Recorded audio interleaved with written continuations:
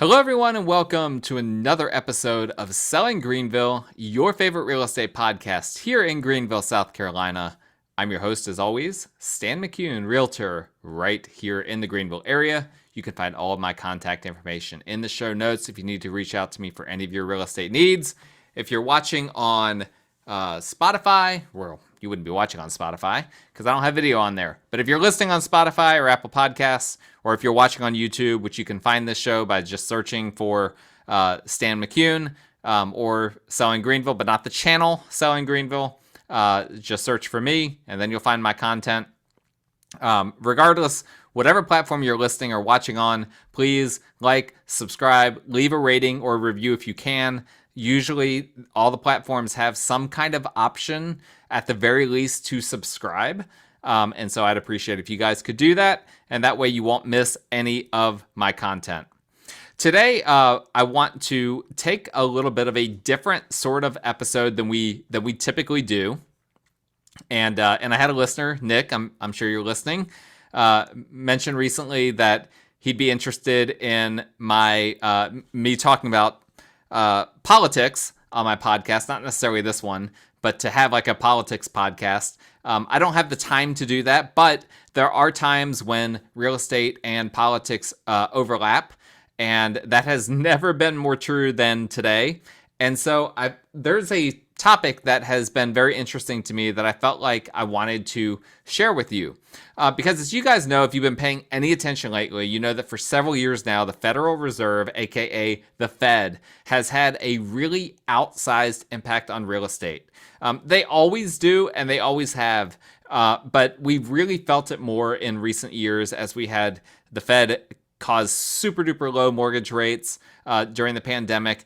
And now we had the most dramatic jump in mortgage rates that we've ever had in history that happened, basically the past year. And now here we are with rates that historically are not the highest, but in comparison to the past 15 years, they're not particularly low. They're more on the high end of the spectrum for recent history. And so this is all the direct result of what the Federal Reserve has been doing.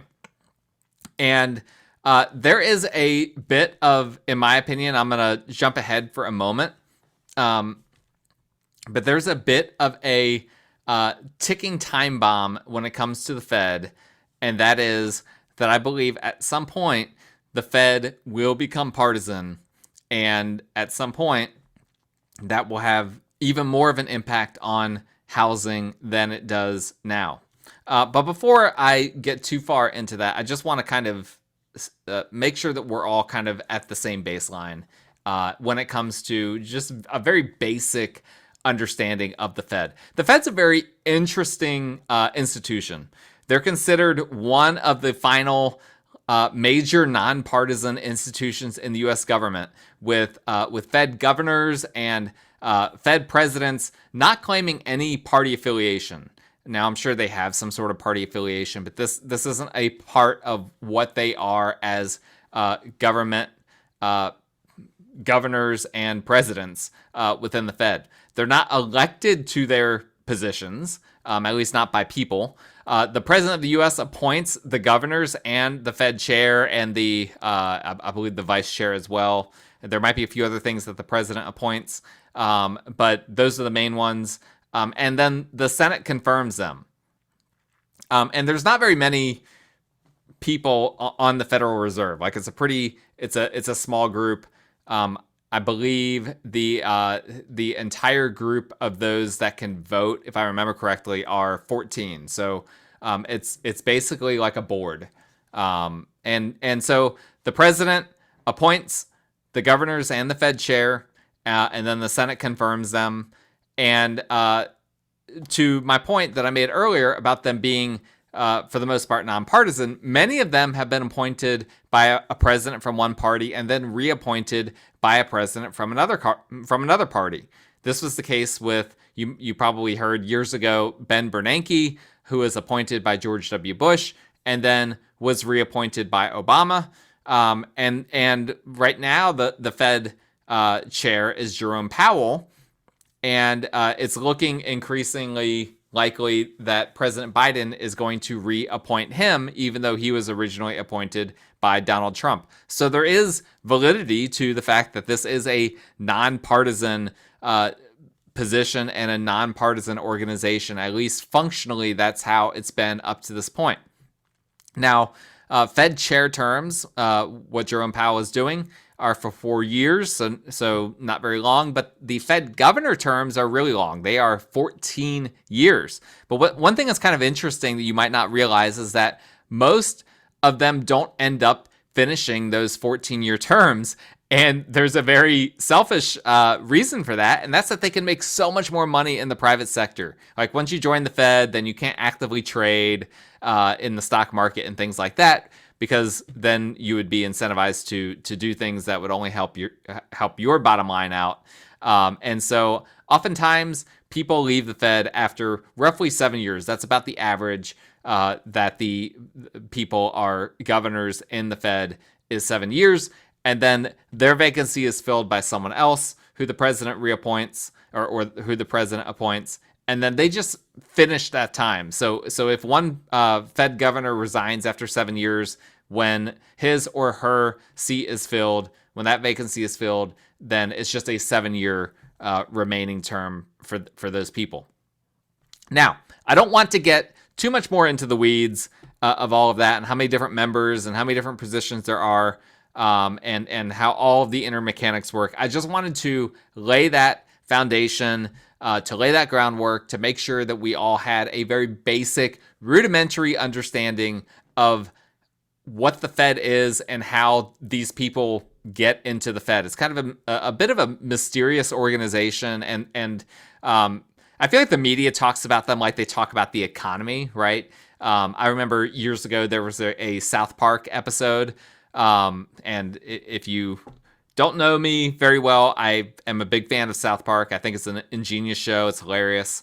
And there was an episode one time that talked about the economy where they made fun of how everyone talks about the economy like it's a being, like it's something that does things, where the economy is just really, it's just a label that we describe people trading, people buying and selling things. That's all. The economy is just a label for trade happening. Well, the Fed is kind of similar. I feel like when the media and when so many people talk about it, they talk about it like it's this mysterious thing. Well, it's basically just a board of people that tend to have backgrounds in economics, and they can increase or lower rates, and they can pull these different levers that impact the economy. And they are constantly analyzing the economy and trying to play this role in whereby they try to keep inflation and employment where they need to be, right? That's what they're constantly trying to do. They're trying to, and you know, as much in most situations, they're trying to avoid recession. Now, right now, perhaps you could argue that they're trying to put the U.S. in recession in order to avoid the inflation issue. That's another topic for another day. But well, maybe not. Maybe we'll discuss a little bit later. I don't know. We'll see where this goes. But regardless, that is what the Fed does on a big picture level, and that's who they are on a big picture level. Bottom line is that the Federal Reserve is truly one of the last nonpartisan institutions in the U.S. When a Fed governor resigns, it's barely a blip on the radar. I mean, do you even hear the media even talk about it? But if a U.S. senator resigns, it is all over the national headlines. But a Fed governor has way, way more power than a U.S. senator. There are way more U.S. senators than there are Fed governors. A single senator, generally speaking, does not have that much power in comparison to these people that are on the Fed.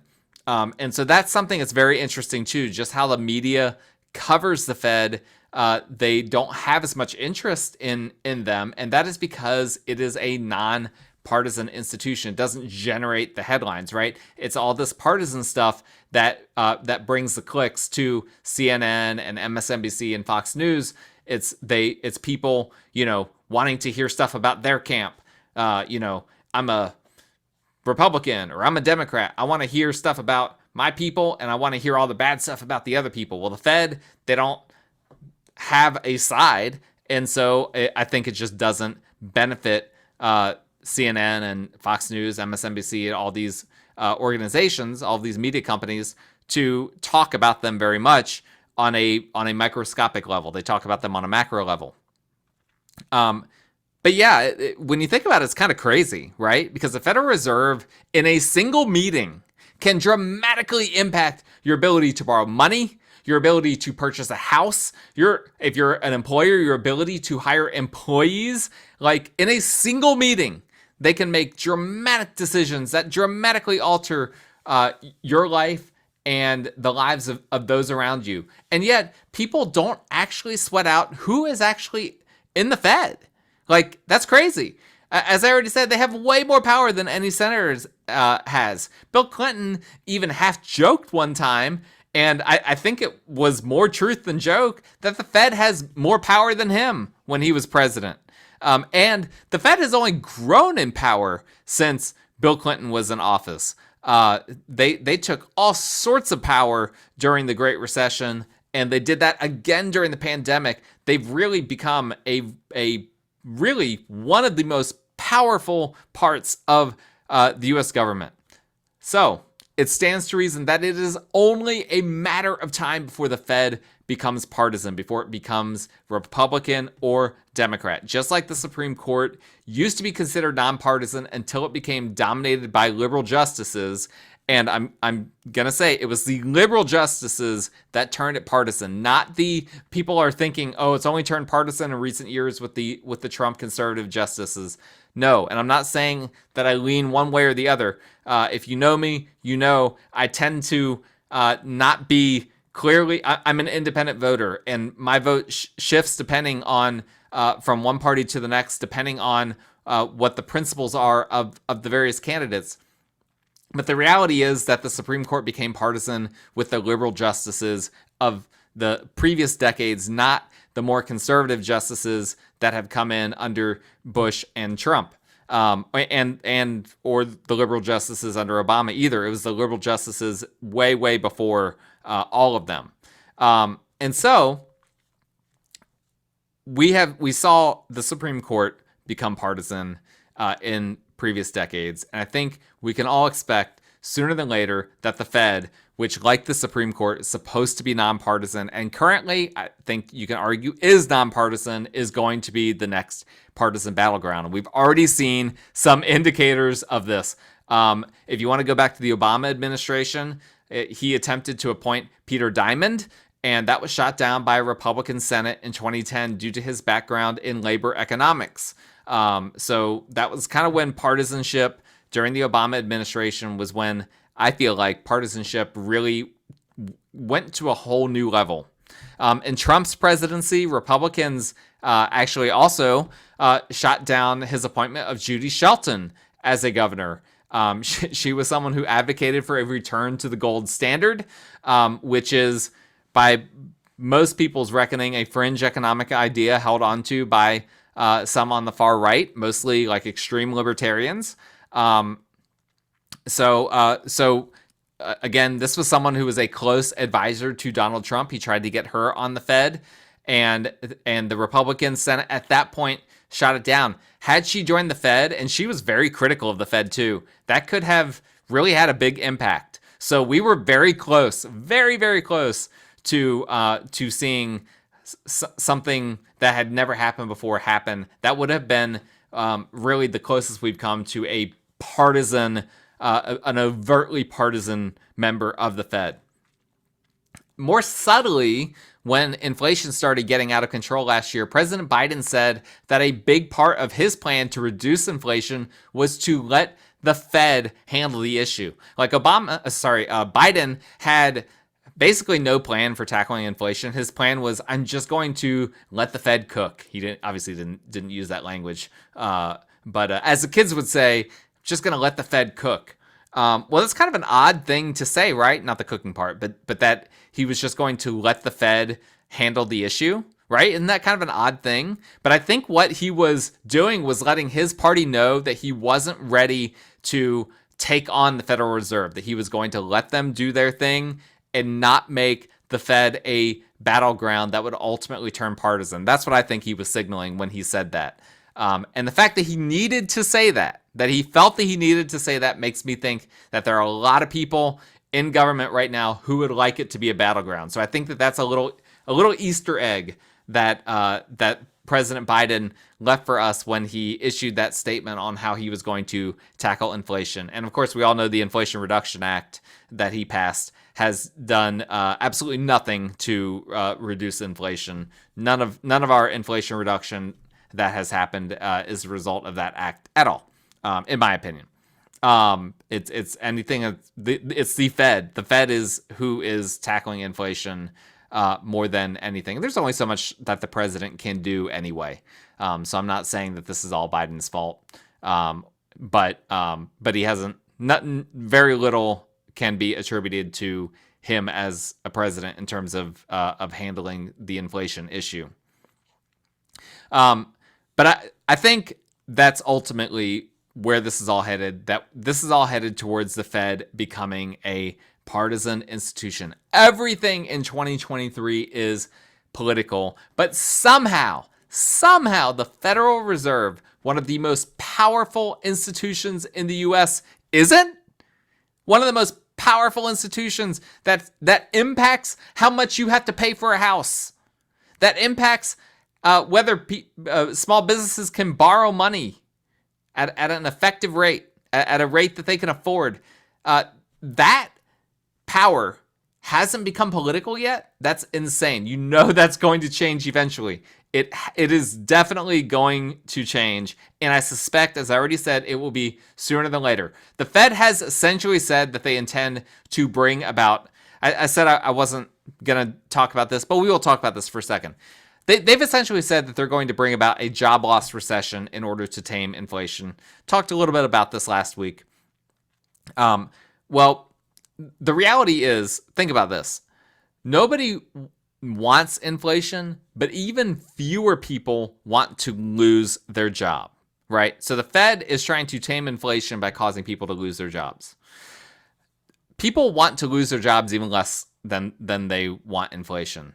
At least if you have inflation and prices are high, if you have a job, you can do something about it, right? You can become a more careful spender. You can avoid things that are too expensive for your budget. But when you lose your job, everything is too expensive. And so we're in the early stages. Think about this. We're in the early stages of a presidential election. Ron DeSantis is, by the time you're listening to this, he will have already come through South Carolina as part of the kickoff to his campaign. We're full-blown in presidential election mode, and the Fed may be causing a recession right in the middle of that. And already some senators have expressed a lot of angst about that. And you know what? You can't think that Biden is very happy about that, right? Going into this upcoming crucial year for him, if we go into recession at the beginning of 2024, that doesn't bode well for his re-election campaign. And so the Fed doing this is going to make a lot of people very unhappy, and it could sway elections next year.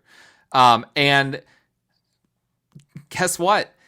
The senators, presidents, Congress people, they're not going to want this nonpartisan Fed swinging elections. They're not going to want that to happen. And so I suspect that if the news next year, if it says, if the narrative that is in the media is that the Fed impacted the elections, guess what? The Fed is going to very, very quickly become partisan. It's going to very, very quickly become a very important part of media coverage of the government. And so what happens when the Fed becomes partisan? I've laid this big foundation, this groundwork. Well, this is a real estate podcast. It's not a political podcast, so I'm going to stick with real estate/housing ramifications. As I've already said before, the primary lever that the Fed can pull in housing is mortgage rates. They don't directly set mortgage rates, but they indirectly set it with the 10-year and federal funds rate and different things like that. And what we've learned is that this is a very, very powerful lever. When rates are low, real estate goes bonkers. That's what happened during the pandemic. And when rates are high, things slow down dramatically. Literally just had a whole podcast where we talked about this, so I'm not going to rehash all of that.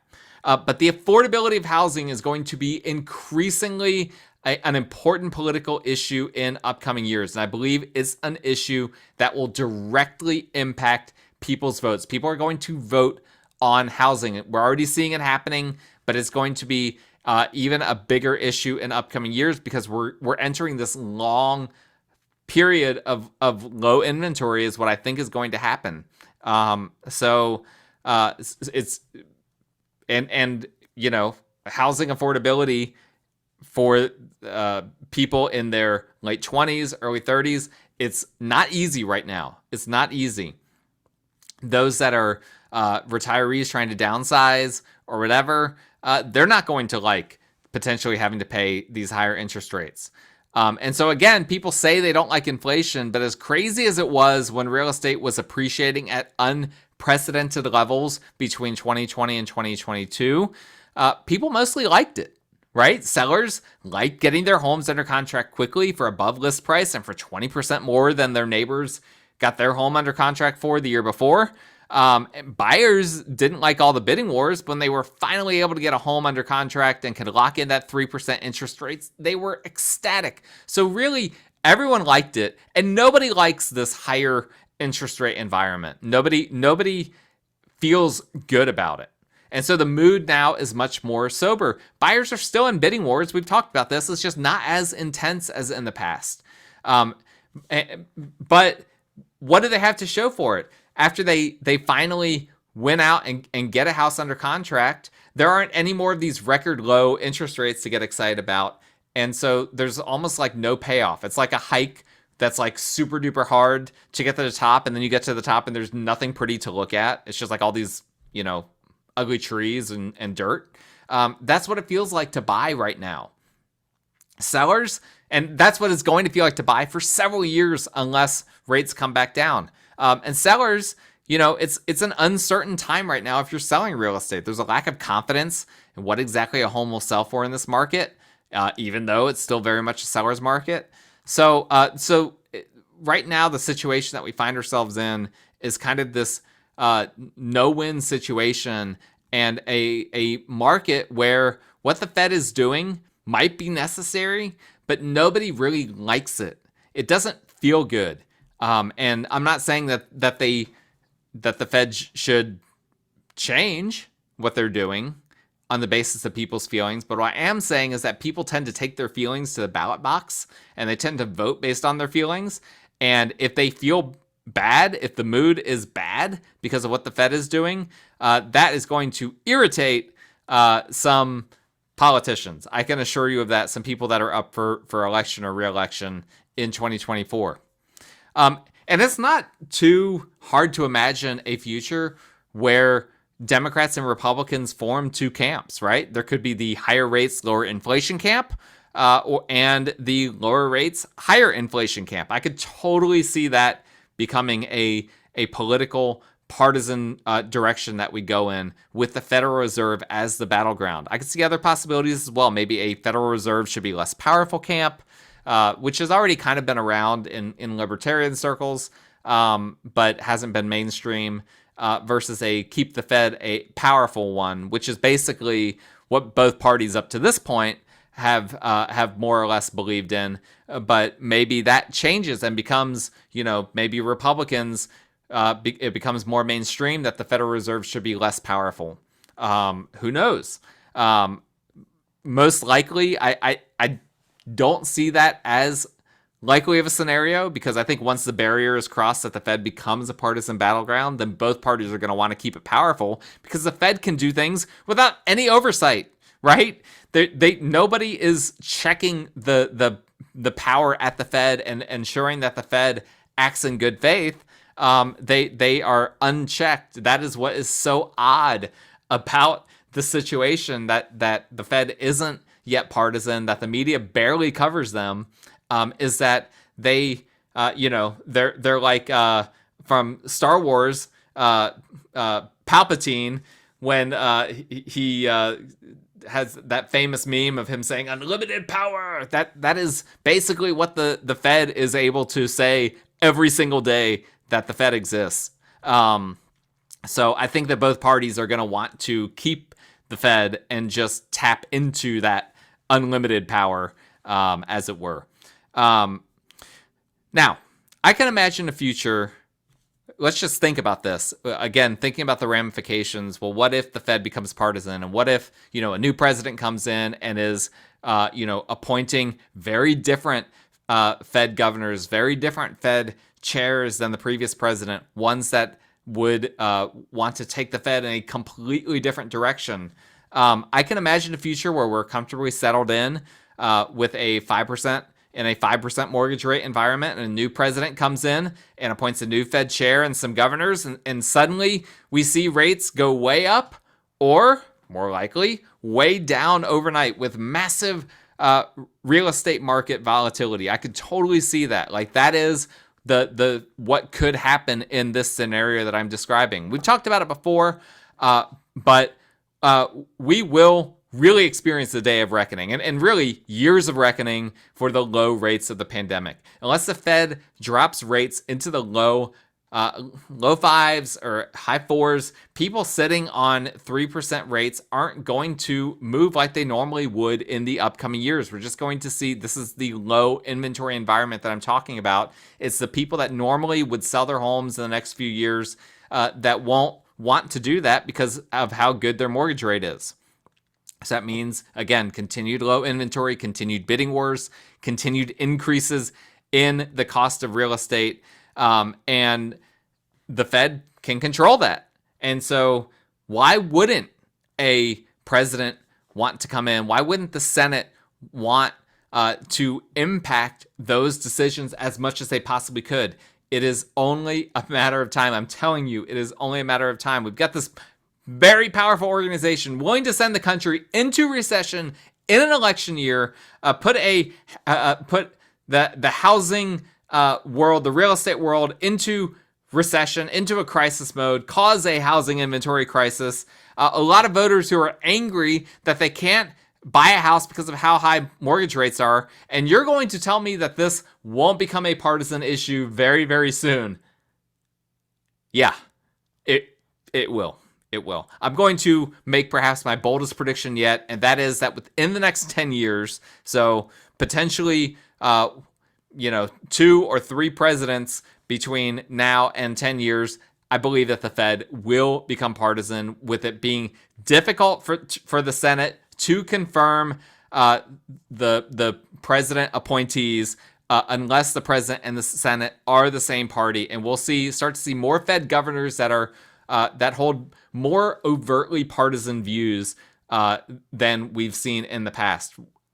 I don't know if it'll be, like Judy Shelton wanting to go back to the gold standard, but I think we're going to see more partisanship. It'll probably start at a basic level, but I think it's going to continue to grow. And I think that particularly if Biden is not reelected, we could see this happen very, very soon. Like if Donald Trump is reelected in 2024, I think that we could see this timeline get bumped up very, very quickly. Now, remember the Fed chair, Jerome Powell, I believe it's this year that he is going to be appointed by Biden, reappointed. I believe. I'd have to go back and check when those terms are. So that won't be able to become partisan just yet. But it could be towards the end of the next president's term if that president is not Biden, or even if it's Biden. Obviously, Biden would get the choice to do that. So this is the next crazy thing in politics, right? I'm sorry. I'm sorry that I had to drop this bomb on everyone that that things are only going to get more partisan. For some of you probably already realize this, but unfortunately, this is the world we live in, and this is just what's going to happen, and it will have an impact on real estate. We know that for a fact. That's all for today's episode. I appreciate you guys listening. Please, if you like the show, subscribe, rate, review, comment, all of those things. YouTube, Spotify, Apple Podcasts, Google Play, Audio Boom, Stitcher Radio, all of those different things. You can find me, you can watch, you can listen. Please, if you need any assistance with real estate, reach out to me. My phone number, my contact information is in the show notes. Thank you guys again, and we will talk again next time.